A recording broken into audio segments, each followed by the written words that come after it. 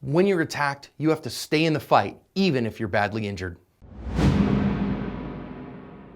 Hi everyone, this is John with today's active self-protection lesson out of Argentina. Here we're going to see a carjacking that's going to fail miserably for the carjackers.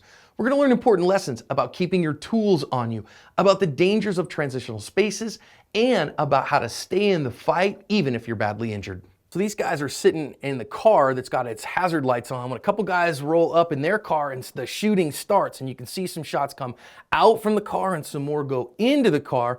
And now these guys are going to run off because they weren't expecting this kind of resistance. And now a second car is coming up. We see more shots go off.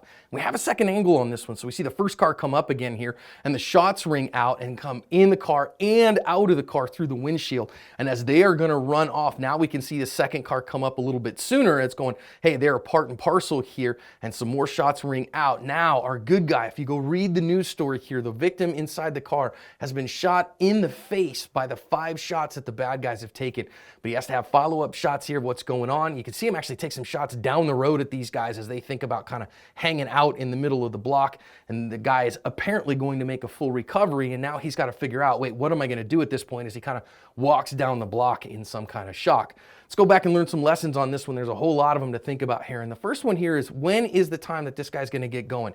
So these guys pop out of the car and they have guns drawn. Now, you know, it may not be this way in your neighborhood, but in this neighborhood, when they're in Brazil, when you are sitting in a parked vehicle on a public street, man, you got to know you're a more likely victim of attack here. And so he's got to be ready to go. You got to know when that time goes. And you notice here that first time from his kind of go button to the shot was 2.5 seconds.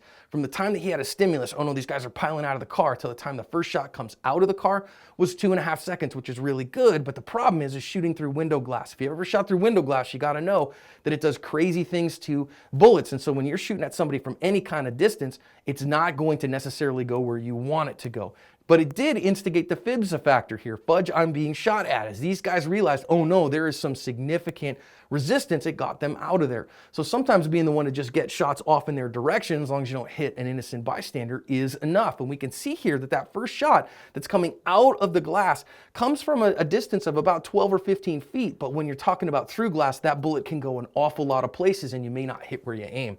This one here, you see the bullet come out of the glass, and that second car that he's shooting at is a good 10 to 15 yards away, and there's just no way you're going to hit anything through window glass at that kind of distance. So I don't recommend that shot, though he's been shot himself. So we're going to give him a lot of leeway here because he's fighting through a lot of pain and a lot of problems. Lastly, the guy was shot in the face and successfully won this contest. So you got to have the emotional fitness to stay in the fight, even if you're badly injured, because you can still win that fight as long as you have some fight in you. So attitude, skills, and plan all in place here did enough to win the fight and cover his asp.